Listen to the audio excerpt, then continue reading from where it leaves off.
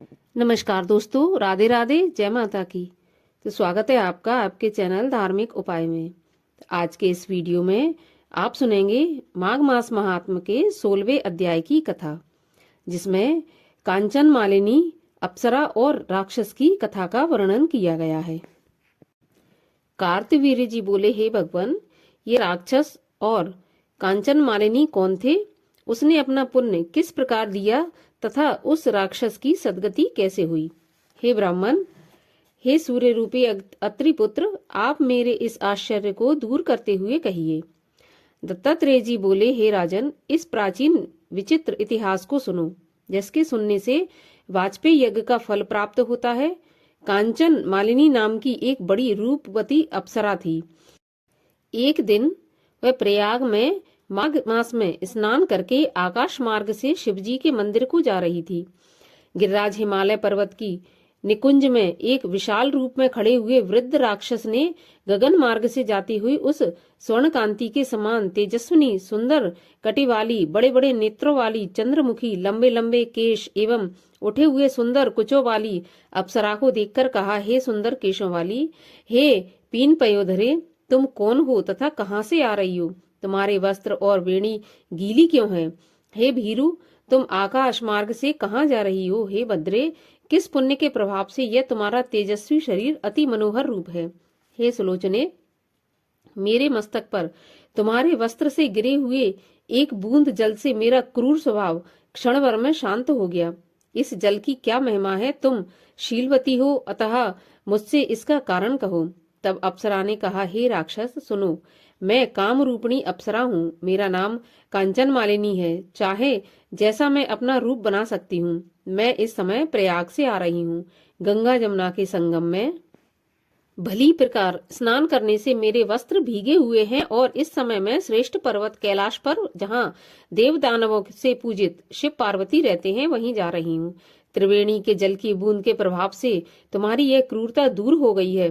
जिस पुण्य के प्रभाव से मैं सुमेधा गंधर्व की सुंदर रूपवती कन्या हुई हूँ, वह सब आश्चर्य करने वाला कारण सुनो। मैं कलिंग देश के राजा की सुप्रसिद्ध वैश्या रूप और लावण्य से पूर्ण थी। मैं अन्य दूसरी सब युवतियों में उस पुर में शिरोमणि थी।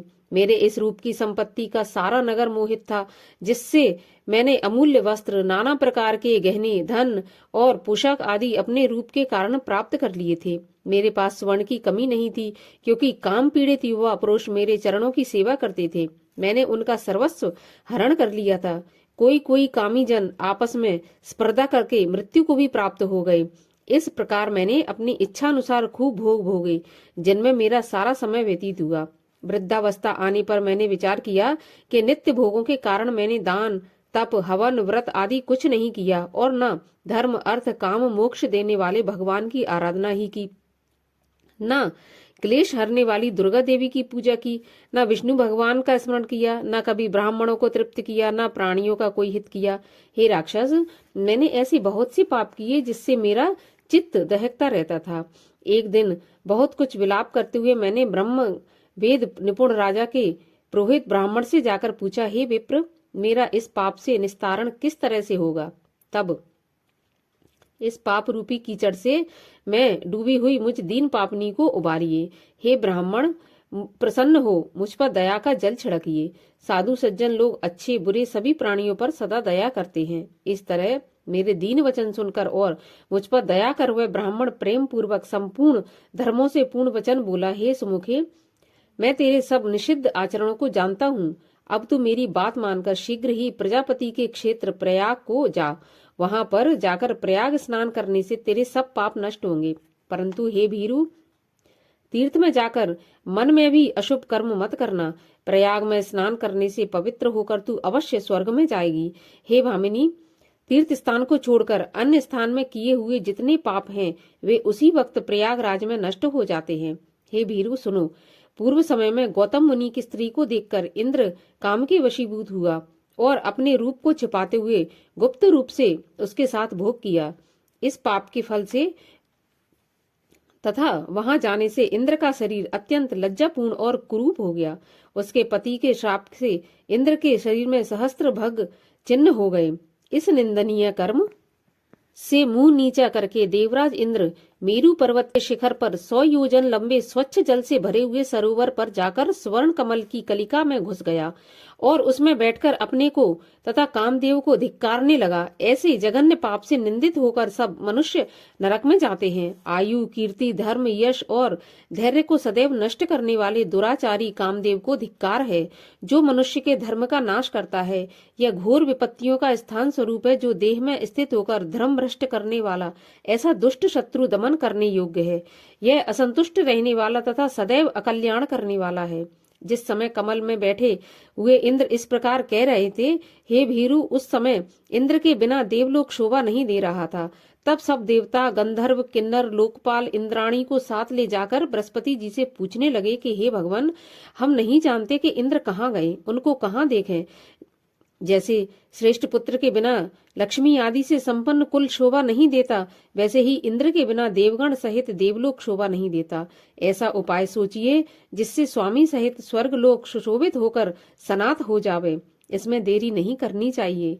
देवताओं के ऐसे वचन सुनकर बृहस्पति जी बोले, इंद्र, अपने किए हुए अपराध की लज्जा से लज्जित होकर वह जहाँ छिपा हुआ है वह मैं जानता हूँ। इंद्र ने जो बिना विचारे काम किया है वह उसका फल भोग रहा है। जो नीति को छोड़ देता है उन लोगों को भयंकर फल भोगना पड़ता है। अरे, राज्य के मद में उन्मत्त हो उसने कर्तव्य तथा कर्तव्य कुछ भी विचार नहीं किया।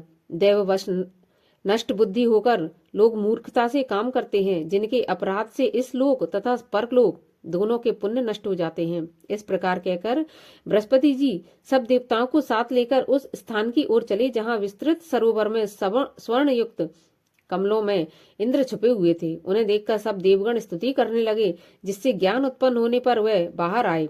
बृहस्पति जी के समझाने पर जब इंद्र कमल कलियों से बाहर निकले तो उस समय उनका मुख मलिन एवं कुरूप था। उनकी आंखें लज्जा से बंद थीं।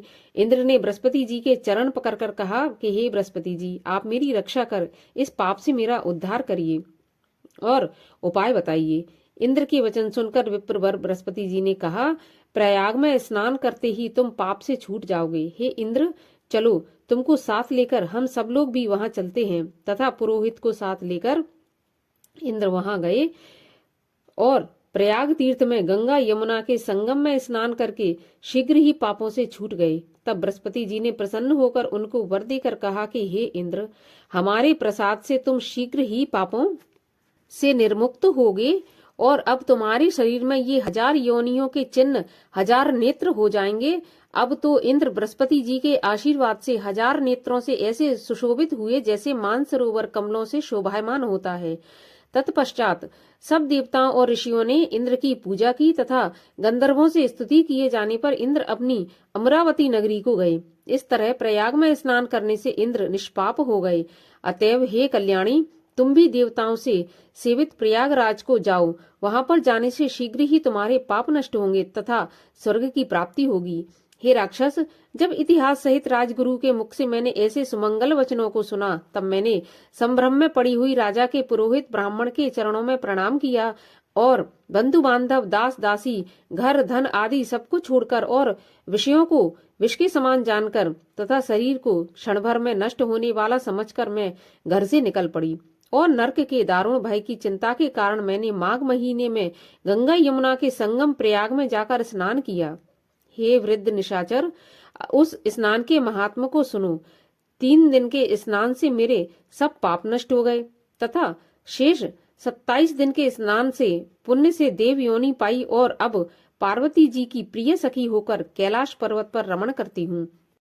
परंतु मुझे अपनी जाति का स्मरण बना रहा, यह प्रयाग स्नान का ही प्रभाव है।